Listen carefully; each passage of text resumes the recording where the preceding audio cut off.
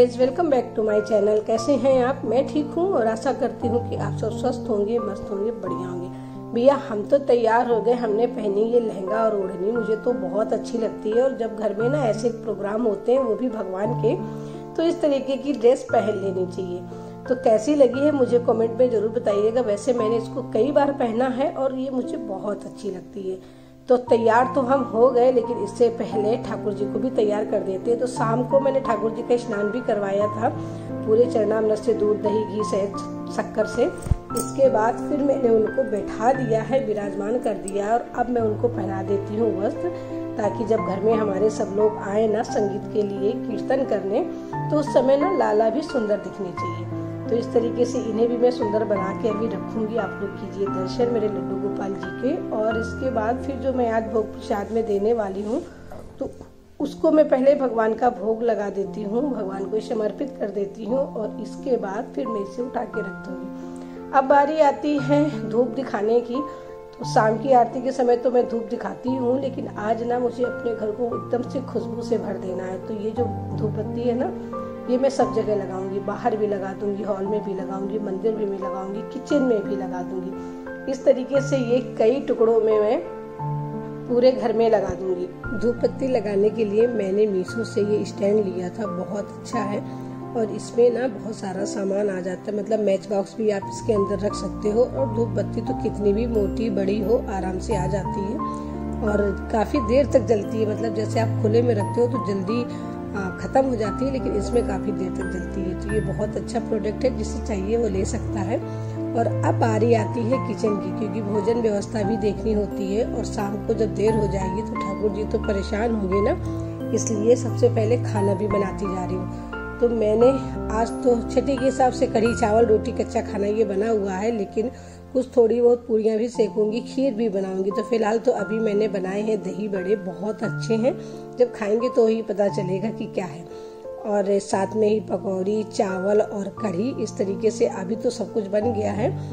और जैसे ही मैं किचन से बाहर निकली तो मुझे पता चला मम्मी और नानी दोनों लोग आ गए। डोरबेल बजी और मैं भाग के गई बाहर, तो ये दोनों लोग की जोड़ी आ गई थी। ये मेरी मम्मी की मामी है, इसलिए हम इनको नानी कहते हैं। और ये जोड़ी ना हमेशा कहीं भी जाते, दोनों साथ ही जाते आते हैं। तो खैर, दरी वगैरह मैंने बिछा रखी थी, ढोलक भी रख दिया था। और आज तो धूप बिल्कुल नहीं थी, बारिश बहुत हो रही थी, इसलिए ढोलक को मैंने धूप नहीं दिखाया। लेकिन कोई बात नहीं, बजेगी तो बहुत तेज। और फिर मम्मी और नानी ने किया ठाकुर जी के दर्शन, क्योंकि सबसे पहले ना जब भी ये घर आते हैं तो सबसे पहले ठाकुर जी के दर्शन करेंगे, फिर बाकी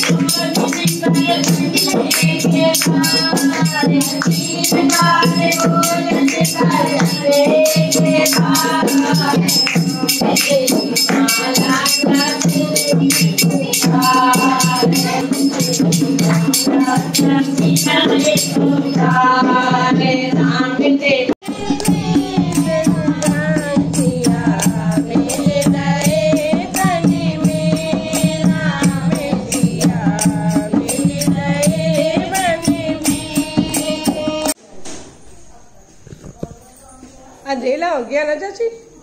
अंदर नहीं पता चला। हाँ, अंदर नहीं पता चलता। बाहर की लाइट जला दो, बाहर की लाइट जला दो भैया।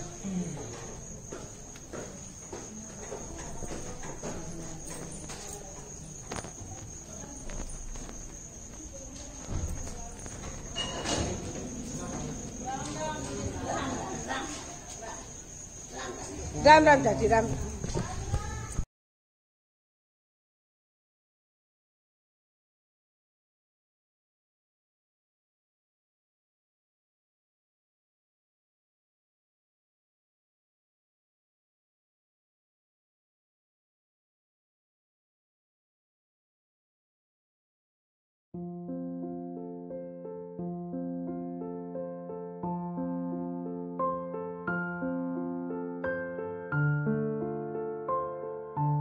सबको विदा करने के बाद फिर मैंने की अपने ठाकुर जी की आरती पूजा, क्योंकि शाम हो गई है। शाम क्या, रात ही हो गई है, 8:30 बजा हुआ है और आज जो ना आरती में टाइम हो गया। फिर कोई बात नहीं, ये घर है और कई बार ना समय आगे पीछे हो जाता है, तो इसलिए ज्यादा परेशान होने की जरूरत नहीं होती है। और मन में भी ना ऐसे आड़े टेढ़े से सवाल नहीं रखने चाहिए, क्योंकि जो मंदिर होता है ना, वहाँ की जो व्यवस्था होती है वो अलग होती है। एक टाइम होता है सुबह शाम के संध्या बंदन आरती पूजा का, लेकिन जब हम घर पे रहते हैं और घर पे भगवान को विराजमान किए हैं, तो कहीं न कहीं थोड़ी बहुत टाइम आगे पीछे हो जाता है। तो खैर, अभी मैंने भोजन गर्म किया है और थाली लगा दी सबसे पहले भोग की। तो ठाकुर जी को पहले मैं भोग लगा देती हूँ और बच्चे भी इंतजार कर रहे हैं, क्योंकि टाइम काफी हो गया है, 9 बजे का टाइम है। भैया और किशन दोनों ही इंतजार पे हैं, क्योंकि घर भी जाना है उनको। तो इस तरीके से जो आज का पूरा दिन था बहुत ही अच्छा लगा। और मुझे तो ना ऐसा लग रहा था कि ऐसे ना प्रोग्राम 8 दिन में एक दिन हो जाए तो पूछो ही क्या। पर इतना भाई किसी के टाइम नहीं होता है कि वो हर 8 दिन में इस तरीके से कीर्तन भजन करे। पर जो भी टाइम मिलता है ना, वो ही पर्याप्त है, उतने में ही खुश रहना चाहिए। तो भगवान जी का तो भोग लग गया और अब मैं बच्चों के लिए भोजन परोस देती हूँ। तो ये रहा आज का जो पूरे दिन का वीडियो था, वो मैंने आप लोग के साथ शेयर किया। वीडियो अच्छा लगे तो चैनल को सब्सक्राइब, वीडियो को लाइक जरूर कीजिएगा और कमेंट करना तो बिल्कुल मत भूलिएगा। वैसे आप लोगों की आदत नहीं है, लेकिन इच्छा हो तो कर दीजिएगा, उसमें भी राधे कृष्णा ही लिख दीजिएगा, पर्याप्त है। सबको खाना खिलाने के बाद मैंने धुली, किचन की साफ सफाई किया, सारे बर्तन साफ किए, क्योंकि मेरी आदत नहीं है रात में जूठी किचन छोड़ने की। पूरी किचन क्लीन करके ही सोती हूँ। और ये कह सकते हैं कि ये हैबिट ना बचपन की होती है, क्योंकि मम्मी हमारी ना रात में कभी चौका जूठा नहीं छोड़ती, वो पूरा क्लीन करके सोती हैं। तो वही सारी आदतें हम सब में हैं। तो ये सारी